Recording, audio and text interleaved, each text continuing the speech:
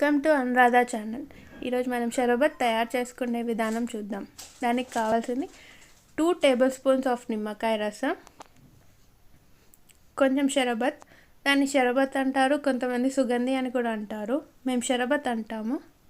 కొంచెం షరబత్ వేసుకొని దాంట్లో సోడా, ఏ బ్రాండ్ సోడా అయినా పర్లేదు, ప్లెయిన్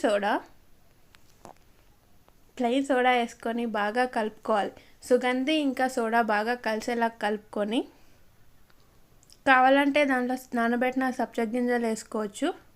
గింజలు వేసుకున్నా కానీ చాలా బాగుంటుంది, టేస్ట్ కూడా బాగుంటుంది. వేసుకోకపోయినా కానీ బాగుంటుంది, కానీ వేసుకుంటే కొంచెం మన బాడీ కూడా కొంచెం కూల్ అవుతుంది. అంతే, ఈ 3 ఇంగ్రీడియంట్స్తో ఎంతో టేస్టీగా ఉండే షర్బత్ రెడీ అయిపోయింది. మీరు కూడా ఒకసారి ట్రై చేసి కింద కామెంట్ సెక్షన్లో కామెంట్ చేయండి. Please like, share and subscribe to my channel.